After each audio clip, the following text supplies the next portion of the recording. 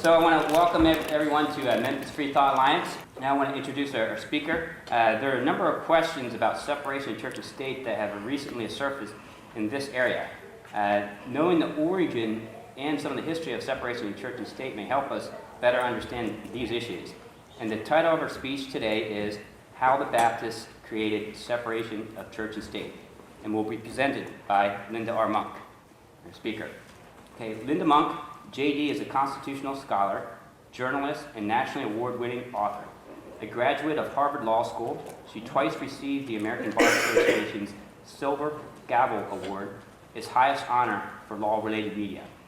Her books include The Words We Live By, Your Annotated Guide to the Constitution, and The Bill of Rights, A User's Guide.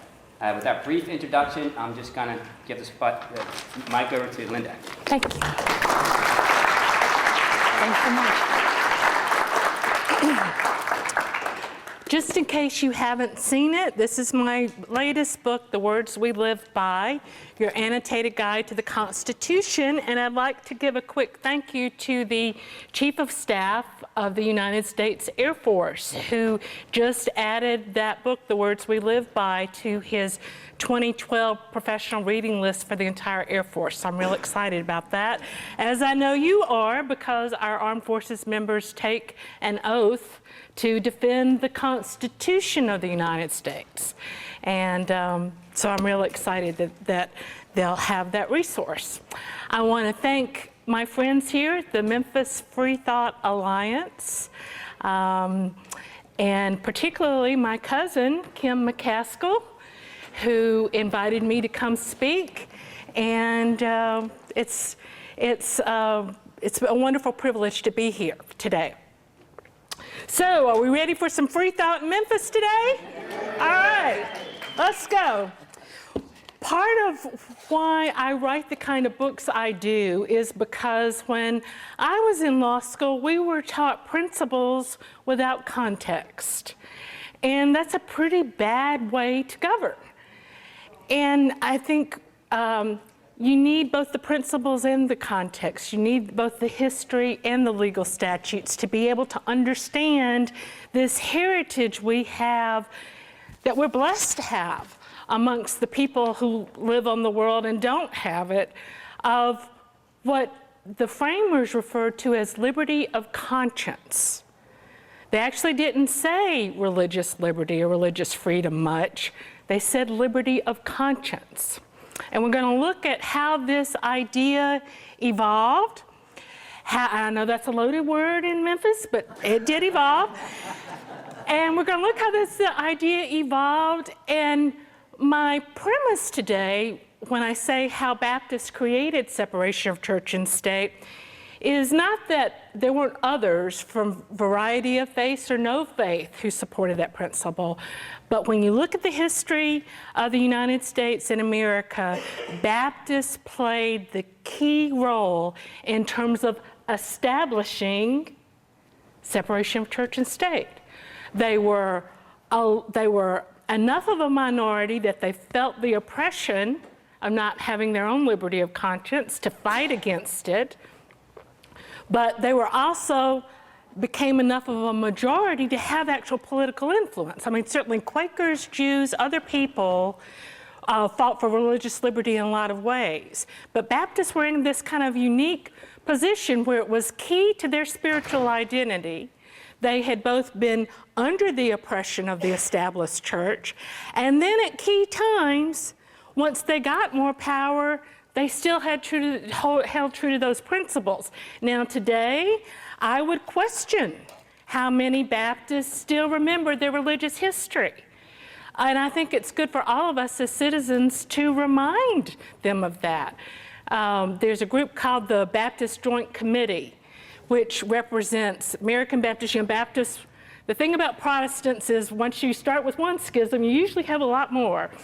So there's the Baptist Joint Committee that represents different kinds of Baptists, but they always try and hold true to that initial heritage. So, how did I pick this topic? Well, let's start with I grew up in Mississippi. I grew up in the South. And we all know, certainly when you grew up in the 1960s, when I was growing up, you grow up Baptist, I don't care what religion you belong to. I mean, that's the culture. And, you know, there, like with every culture, there are benefits and there are negatives. Baptists believed in the radical autonomy of the individual soul. And so there can be a correspondence with a democratic republic that believes in the radical autonomy of the individual citizen. So there is some correspondence to ideas of a democratic society there. But like I said, we're going to look at how this history evolved, how it gave us some of the unique history that or unique experience that we have today, and then what the challenges are. And I want to make it clear, I am not a theological expert by any stretch of the imagination.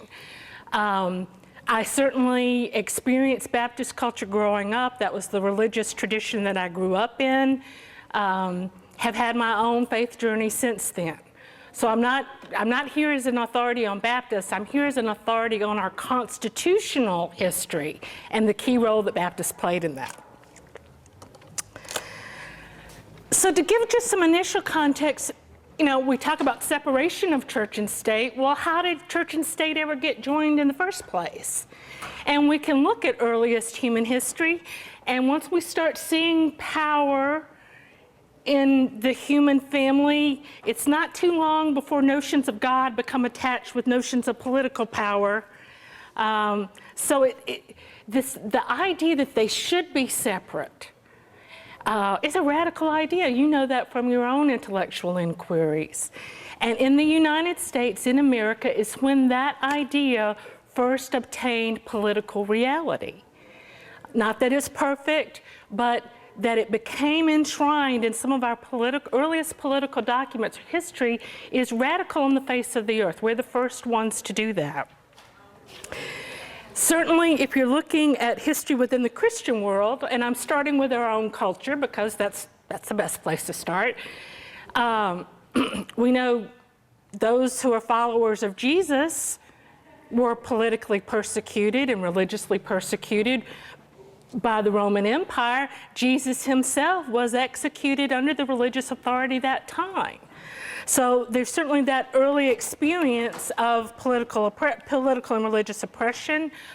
Peter and Paul, other followers of Jesus, were executed for their religious beliefs. And in fact, it wasn't until the Emperor Constantine in about 321 AD, 313 AD, that then under the Roman Empire, which was the most powerful empire at the time, Christians were no longer persecuted. Constantine himself converts to Christianity. There's a little debate about when exactly that was, if it was in fact a deathbed conversion or it was sooner than that. But it's with Constantine that Christians really have the full political power that comes with the mingling of church and state. Now, it's with the Protestant Reformation. I know I'm painting with a broad brush, and you probably have more experience or expertise on a lot of this than I do, but I want to set the stage. With the Protestant Reformation, what becomes the Protestant Reformation, it starts out with Martin Luther, who's a good Catholic priest, who says, I'm just being a good Catholic. You know, I'm just being a good Catholic, and here you are selling indulgences, all this corruption in the church. I have to stand up for the integrity of the Catholic Church. And not too long after that, after he tacks his 99 Theses on the door at Wittenberg Cathedral, he's excommunicated for his trouble, and suddenly he finds out that he's founding a new church when he didn't think he was. And those of you who are familiar with European history, you know about the 100 Years' War, the great conflicts that come between Catholics and Protestants. But we're still not talking about separation of church and state. We're just talking about whether it's a Protestant state or whether it's a Catholic state. Certainly in terms of America, we're talking more about our English roots. You know that Henry VIII, who had started out as the great defender of the Catholic faith and then was faced with he really needed a male heir and he wasn't going to get that through his Catholic wife, that started the English Reformation. Henry VIII dies, his daughter marries a Catholic, and becomes known as Bloody Mary because of the persecutions under her of non-Catholics. Then you have Elizabeth later on after Charles is executed. Eventually you have Cromwell, but we're still talking about, right, who gets the power? Not whether the state should have the power, but whether a Protestant state or a Catholic state should have the power. Well, it's around this time that Baptists get started. It's around the late 1500s, early 1600s. Some people say that they come from the Anabaptist tradition in Europe, which sprung up about adult baptism. It's not clear that that's really true. Baptists trace a different origin story to a man named John Smith and in England. But from the very beginning, they're talking about this idea of the spirit of liberty, liberty of conscience, and that the king or queen has absolutely no power over matters of the soul, that God is the only judge. Now, within England itself, you have the movement within the Anglican Church, the separatists, who we think of as pilgrims, coming here in 1620. They wanted to separate entirely from the Anglican Church, the established Church of England. But there was another branch known as the Puritans who wanted to reform within it. Our tradition of separation of church and state really comes from within those New England settlements. Now, I've lived in Virginia for many years, so I want to remind you that, wait a minute, 1607, Jamestown was the first. New England gets too much credit. But let's be clear. In Jamestown, 1607, the first permanent English settlement, there's the established Anglican Church. There is no question about that. And early Virginians are all about what they want to do is recreate the aristocracy in England. So, it's the official Anglican Church. Well, what's going on in New England? Who's heard of a gentleman named Roger Williams? Roger Williams. To those who study the history of free thought, he certainly, both in terms of his intellectual prowess, his political status in New England at that time, he's a master of 6 or 7 different languages. I guess we could call him the founding father of separation of church and state. In the 1630s, he comes over initially as an ordained Puritan minister. Now that means Puritan, meaning he's still within the Church of England. He's still within the established church. Once he gets to America, he pretty quickly decides, no, I think I've got this wrong. I think I'm really a separatist, not a Puritan. And he challenges the political order. He challenges the Massachusetts Bay Colony right away. And you know what he challenged them about? The way they're treating the Indians. The way they're treating the Indians. Because he says, wait a minute, we've got this colonial charter and the king's lying. The king's lying right here. He's saying he's the only Christian king that's ever been on America, and we know that's not true. And he's not treating the Indians as human beings that, whether they believe or not, we at least should pay them something for their land, don't you think?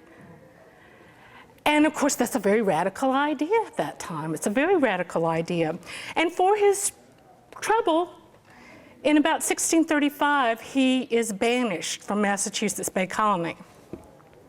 Now, what did that mean to be banished in 1635? Where was he supposed to go? He doesn't have anywhere to go. He didn't have anywhere to go that is going to be defensible in terms of what certainly the Puritans would think about. It's wilderness and savages. And let's make sure, it's a hard life. But remember I told you he was good at languages? One of the languages he gets very good at is dealing with the languages of the native tribes. In fact, he writes an early book about the native languages of the Americas. So he learns how to speak Narragansett. And the Narragansett's kind of like that. Well, hi, this is a man who's speaking our language and trying to treat us as equals. And so he's able to establish the early settlement that's known as Providence, which becomes Rhode Island. He eventually does get a charter for it, and it's the first place in America that really establishes separation of church and state. And by that I mean that the civil authority has no power to punish you for a religious offense. And let's remember, in Jamestown, you could be whipped for not going to church. You could be executed for denying the Trinity. I mean, these are serious times with serious punishments. Now, when I'm citing Roger Williams, why do I give the Baptists credit for him? Because he becomes the first Baptist minister in America.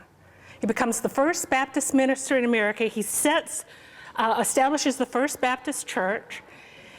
And then later on he changes his mind. I told you he really believed in free thought, right? But he gets the credit for being the first Baptist minister in America. Now, remember how I was telling you about this idea of liberty of conscience, how radical it is, how important it is. Here's how Roger Williams defined it, and forgive me, the words are probably going to seem bigoted, actually, in our current frame of reference, but for the time they were very radical and permissive. And here's how he defined what liberty of conscience should mean. He said it should be a permission of the most paganish, Jewish, Turkish, or anti-Christian consciences and worships, and it should be granted to all men in all nations and countries. That's a very radical concept. And it is given effect within the colony of Rhode Island. Has anybody here heard of Anne Hutchinson? Anne Hutchinson. Anybody know what she got in trouble for? Saying that women had the right to preach or discuss religious ideas. Right. And she would cite the Bible. She says, well, wait a minute, here it is in Titus. Women are supposed to teach each other. Did not go over well with the established political authority. Well, religious and political are the same thing then. The other thing that I think was also going on was the mere fact of standing up to challenge religious authorities, even when you're being asked questions, you just weren't supposed to do that. She was supposed to keep her mouth shut, sit down, yes, thank you. And so they banished her too, surprise, surprise, but fortunately for her, where's she gonna go? Rhode Island or Providence. Roger Williams had helped create that. Let me give you how a later Baptist also defines separation of church and state. He says, religious matters are to be separated from the jurisdiction of the state. That's a big deal right there. The early rationale for separation of church and state is not that it's bad for religion, it's good for religion. That to have political power and religious power combined are bad for the church. And he said, religious matters are to be separated from the jurisdiction of the state, not because they are beneath the interests of the state, but quite the contrary, because they are too high and holy and are beyond the competence of the state. Beyond the competence of the state. Well, we have this haven of Rhode Island, but within the colonial structure, the various colonies are established at various times with various histories and various kinds of charters. But by the time of the Revolution, there are only 4 colonies that recognize some form of religious freedom. Rhode Island, Pennsylvania, Delaware, New Jersey. Now people are going to say, what about Maryland, right? What about Maryland? Maryland's a haven for the Catholics. Doesn't last very long. There's an act of toleration, and almost as quickly as it's written, it's violated. Now, Virginia is really one of the early battlegrounds for separation of church and state, and there's a couple of reasons for it. One, remember I told you about Baptists became more numerous, and because they were a more numerous minority, they had more political power. They were still a minority, so they still remembered what it was like to chafe under the established church, but they had some influence. one of the big places they had influence was in Virginia. Now, before the Revolution, the Anglican Church is the Church of the King, right? So the Baptists are, they're frowned upon in Virginia because they challenge the planter class, the aristocracy. How would you think that they would be challenging the planter class? What's the economic principle that the planter class really relies upon? Slavery. Exactly, slavery. Slavery. And Baptists, you know, when you take this liberty of conscience thing seriously, you know, and, you know, part of Baptist power base was the idea that each individual, when they could learn how to read the Bible for themselves, and God could inspire you to what that meant. Well, there were all kinds of slaves in the Bible, and yet they were saved and became followers of Jesus. Baptists and Quakers, but Baptists in particular were one of the first places that slaves were received as full members. Now, that didn't make them free, didn't change their status of enslavement. But Kim and I actually, from our ancestors in Mississippi that I've been researching, the Sarepta Church in the 1820s and 30s, I've got the notes now that talk about slave, you know, slave was received into membership, giving her name.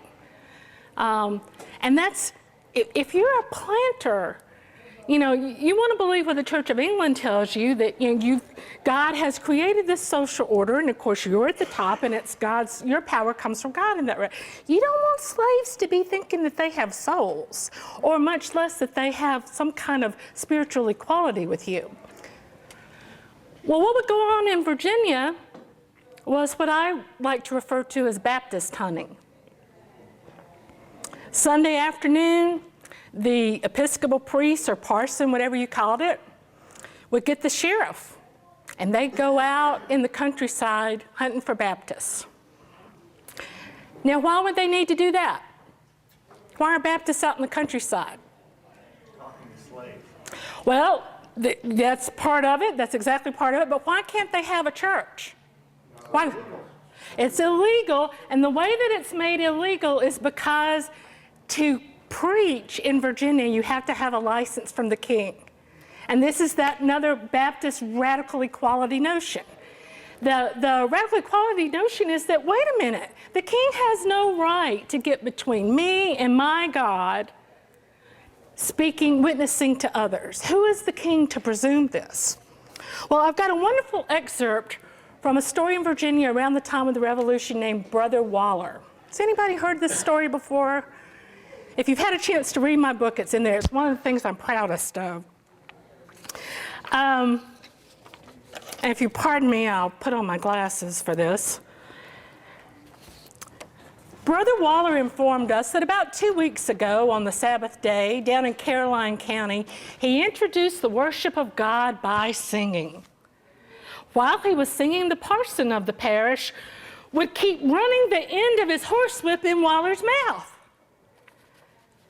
and then laying his whip across the handbook. Can you get this? They're out in like an open field, and they've created some kind of stage, and here is the Anglican minister with the sheriff. He's found some Baptists, right? And there he is while he's singing. He's trying to cram a horsewhip, the end of a horsewhip, down Brother Waller's mouth.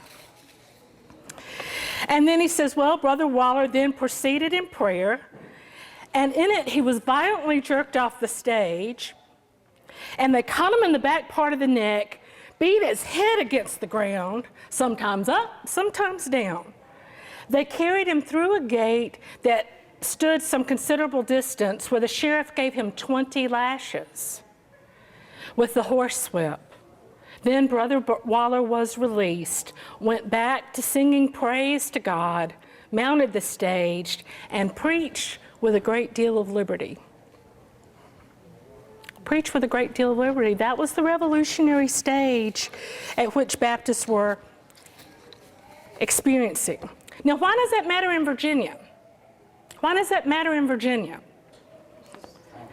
Thomas Jefferson and James Madison, right? Now, they are members, question is to what extent, They are members of the Virginia gentry, but the thing to remember about Virginia is that the recreation of the landed aristocracy is in the Tidewater area. And back in the Piedmont, which is where Jefferson is and Madison is, that's where all those backwoods people are. And you know what happens with the backwoods people? They start thinking they can think for themselves. And that's where Baptists do very well. Well, Madison has been educated at Princeton, what becomes Princeton, which is really a Presbyterian university. And Jefferson and Madison are close friends. They see how the Baptists are being persecuted. Now, this is after the Revolution. They're still being persecuted because the landed gentry still runs things. Let's be clear about that. Who's in the landed gentry? George Washington, Patrick Henry. Remember Patrick Henry, give me liberty or give me death? Not when it came to church. He believed that there should be what they call religious assessments. You had to pay your taxes to support the minister. Now, they thought they were really being good because you could pick which minister you wanted to support. Okay? So that made it okay. And again, compared to some other establishments, it was different. So here's where the Baptists are really up against it, you know. Here's where they're being tempted. Because, hey, they finally get some of the taxes for themselves. They'll have the power of the state on their side. You know, they'll have the power of the state on their side, and all they have to do is just go along. Just be like, you know, any other established church, right? And that's a hard road to hoe. How many ministers of any denomination have you ever heard that want to turn away money, regardless of where it's coming from, right? Well, and you know we're going to lose that election anyway, right? We're a political minority. We're a big political minority, but we're a political minority. And, you know, it's tempting. It's very tempting. But in the history of the Baptist Church, I think this is one of their proudest moments. Because even when they're given a chance to partake in the wealth of the state, they oppose it on principle. They say no. We know what this means. You give the state the power to support religion, it's also the power to destroy religion. It's the same power. And so they help pass what's called the Virginia Statute for Religious Freedom. Who's heard about that? There you go. It really is the closest thing to a direct precursor to our First Amendment. Thomas Jefferson's one of his famous sayings is, what good does it for me, or what harm does it do to me if my neighbor believes in 20 gods or no God, and either picks my pocket or breaks my leg? So he's clearly establishing that, you know, whatever you believe, it's not government's job to punish you. It's not government's job to punish you. Now, why might Jefferson believe that? Has anybody ever seen the Jefferson Bible? Oh, come on, everybody in this crowd, come on. Is there biblical illiteracy in this crowd with Jefferson's Bible? Yeah, Thomas Jefferson was the great creature of the Enlightenment. He believed in Jesus as a moral teacher. And to him, that was the definition of Christianity, so of course he called himself Christian. He didn't believe in miracles. So he took his own Bible and cut and pasted, cut all the miracles out, and left with the moral teachings. And the Unitarian Universalists, they claim Jefferson. Why not? And you can get it's called the Jefferson Bible. I call it to your attention. Now, Jefferson helps author, or does author, what's called the Virginia Statute of Religious Freedom. Remember that when he dies, he has 3 different things put on his tombstone. One's author Declaration of Independence. The second is author the Virginia Statute for Religious Liberty.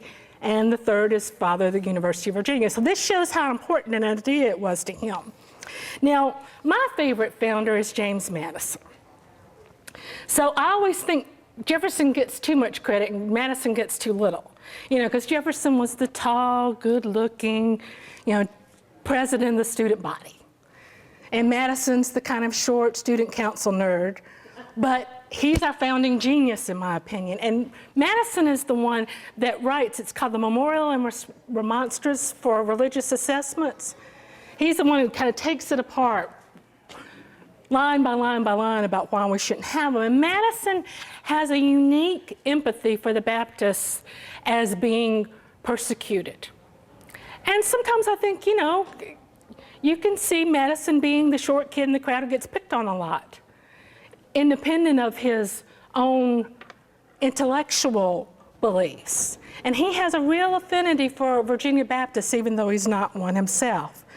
So with that combination of political influence and the Baptists playing a key role, Virginia passes the Virginia Statute of Religious Freedom. And that's in the 1786, before we had the Constitutional Convention. I'm going to take, I can tell the room's hot. I've been going pretty fast. I can see the blinking eyes.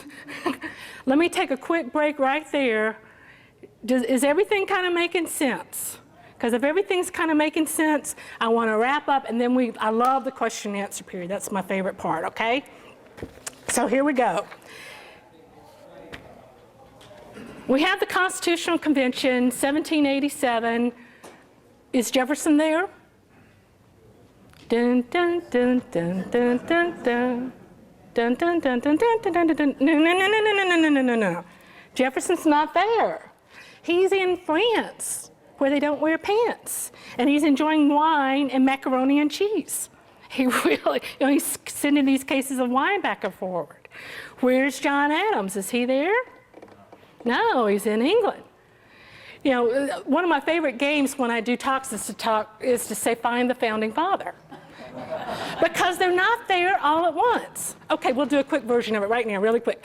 Declaration of Independence. Is George Washington there? No, he's on fire. There you go. I'm kind of setting it up for the right answers. Okay, Constitution. Thomas Jefferson and John Adams are not there. Bill of Rights. Bill of Rights, who's there? Trick question. Trick question. Bill of Rights, who's there? It depends on what you say the Bill of Rights was created. My trick question, the Bill of Rights was created out of the opposition to the Constitution. That's who created the Bill of Rights. Out of that, Madison's elected to Congress, becomes the sponsor, but he didn't want to do the Bill of Rights. It wasn't his original idea. He originally says, Bill of Rights, it's just a parchment barrier, and the majority is going to do what they want to. And Jefferson's saying, wait, we have this thing called the independent judiciary, and that's going to be the bulwark of the people's freedoms. Okay, back to the Constitutional Conventions, Philadelphia, 1787. Is there any protection of religious liberty in the original Constitution? This is double jeopardy. Is there any protection? Article 6, what did you just say? No test for all. Yes, no religious test for public office. So when people talk about, did the original Constitution protect individual rights, there's a couple of things, and religious test is one of them. But this is the big kicker. And for people who want to say that the Constitution was divinely inspired, blah, blah, blah, blah, blah, and I'm a believer, I believe in divine inspiration. But the Constitution was not about the miracle of Philadelphia. The Constitution was about the quagmire in Philadelphia. And one of the things that clearly comes out of that is this no religious test for public office. Again, that's a radical, that by itself, without the First Amendment, is a huge linchpin of separation of church and state, because if you're going to have an official church, you want to have religious tests for public office, right? Or what's the point? How can you have an official church if you're saying you can hold office without passing our religious test? When the Constitution is signed and done, though, the people who oppose the Constitution, a lot of them are, surprise, surprise, Baptist. Because they're not the landed aristocracy. They're not the people that are affiliated with the established church. And the established church in the northern colonies was congregational.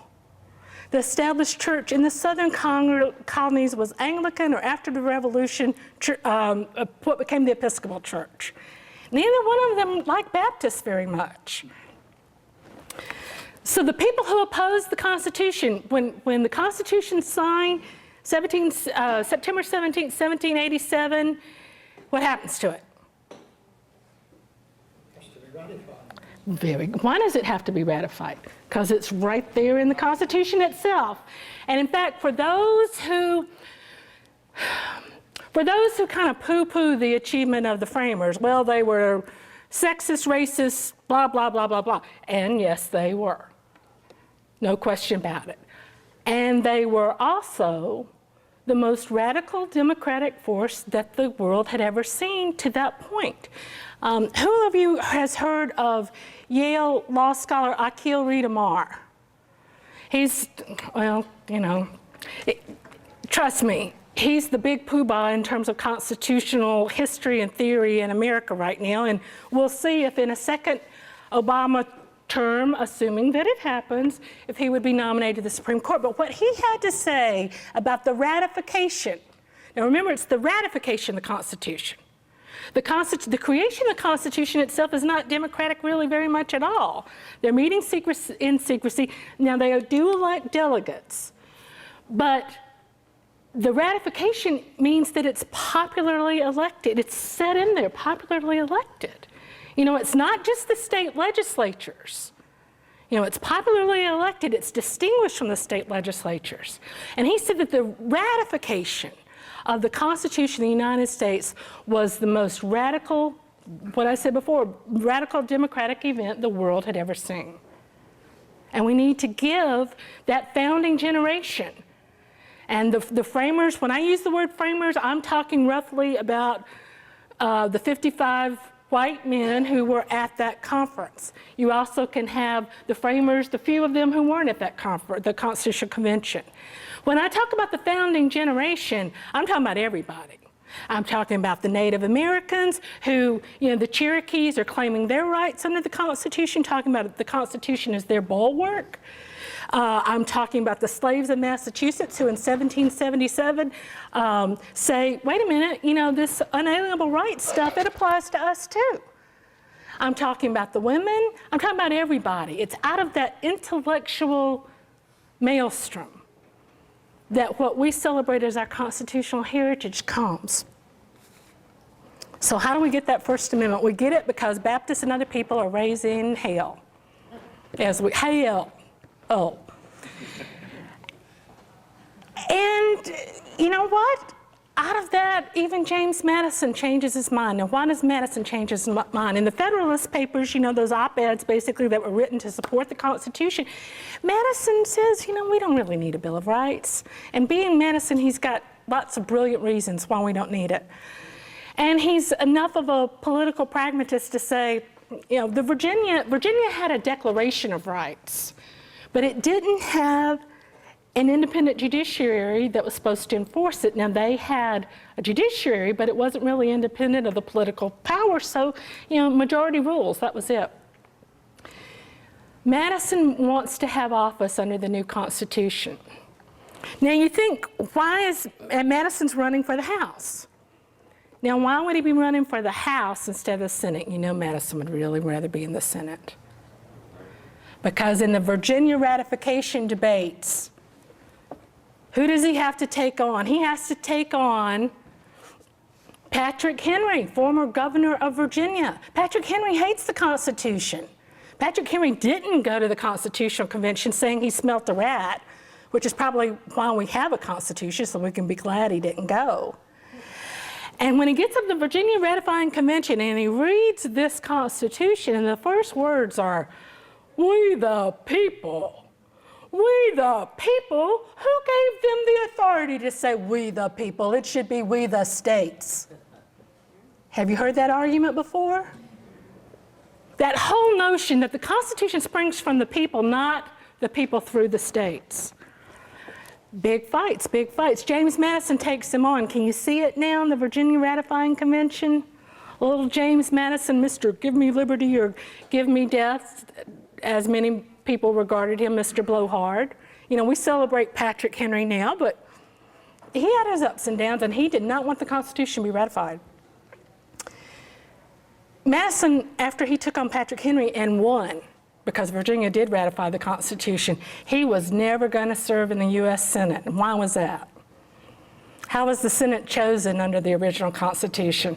State legislature. Who was going to let him get out of the state legislature of Virginia? It wasn't going to be Patrick Henry. So he's running for the House.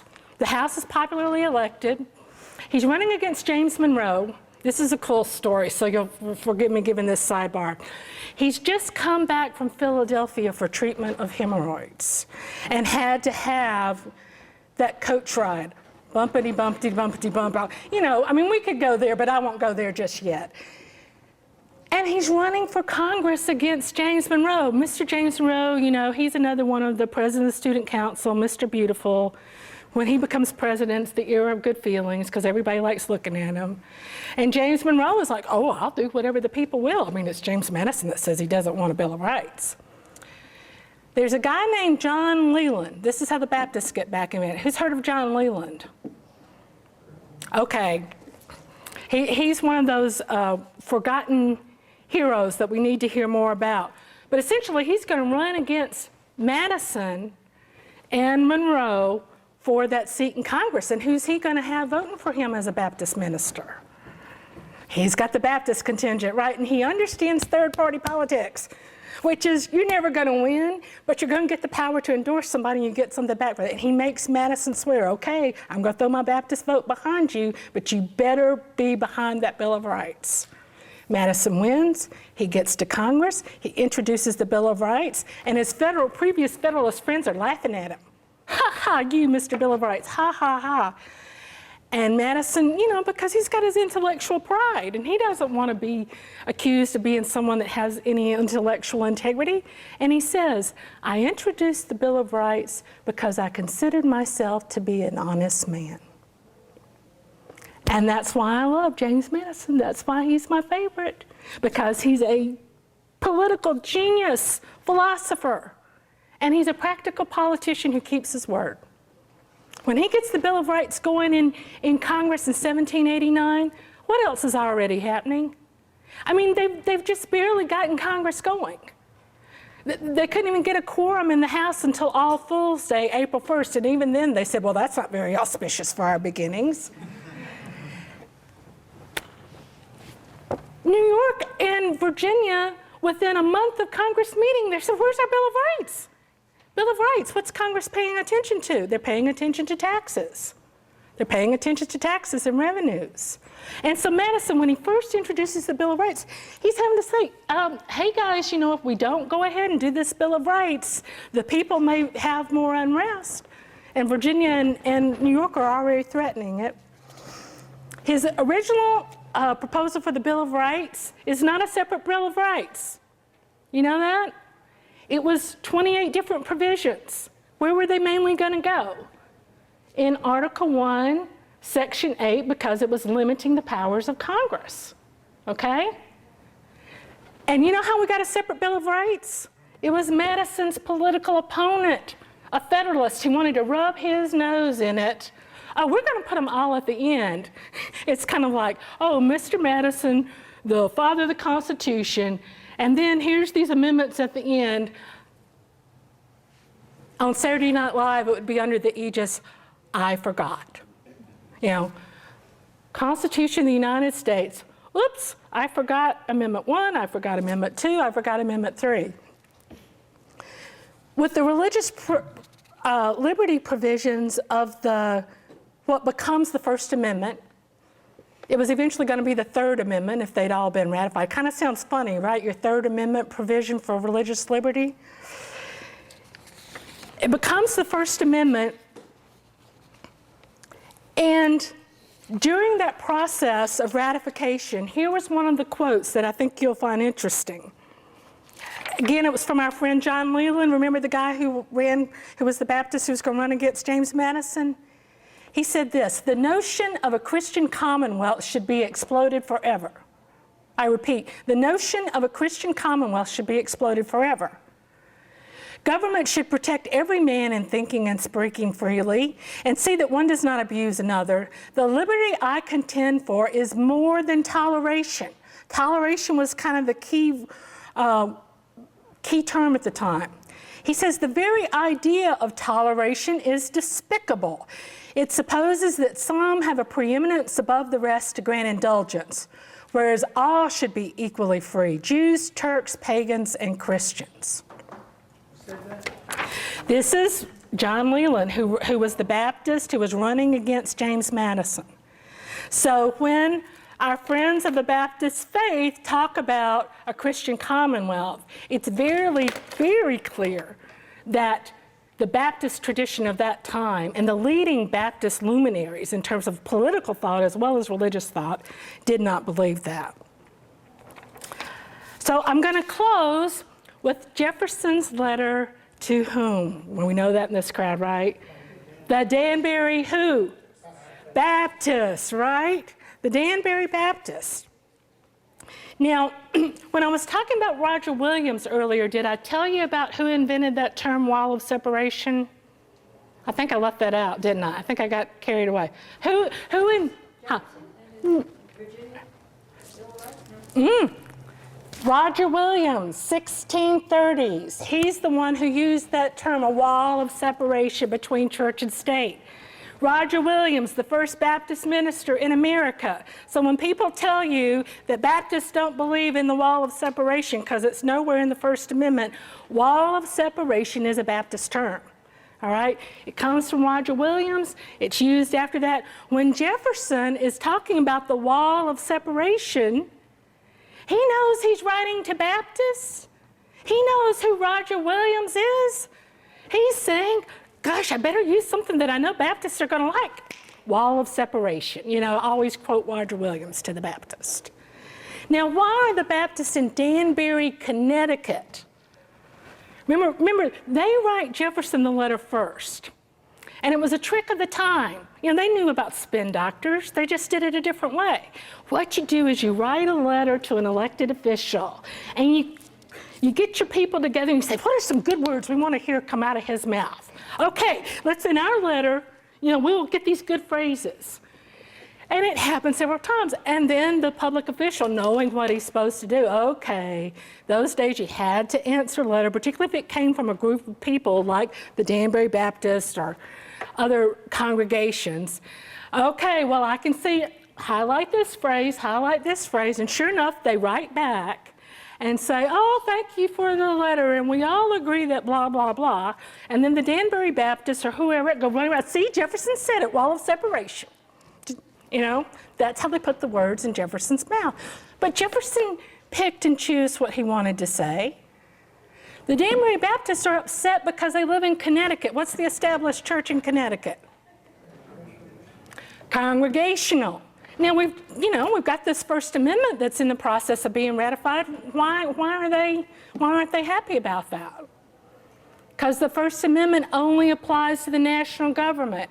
It doesn't apply to the states. It wasn't until 1833 with Massachusetts that finally established church were limited and banned. Okay?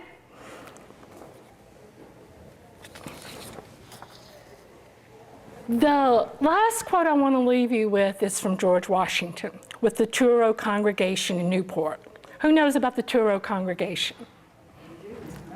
Yeah, say Jewish.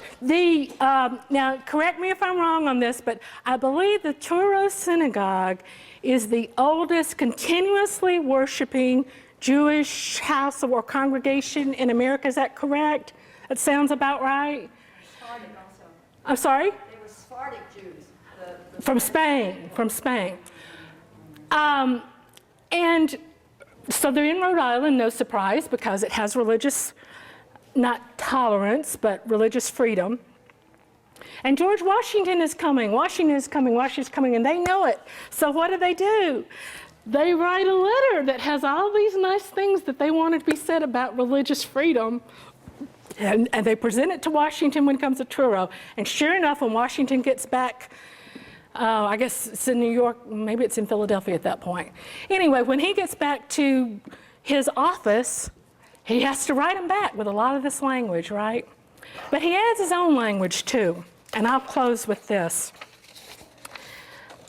Because when I talk about the history of liberty of conscience in America, this letter that Washington wrote to the Hebrew congregation, which is how they refer to themselves, this is what to me has the most power to it. Now, Moses Sextus is the warden of the congregation at Truro Synagogue.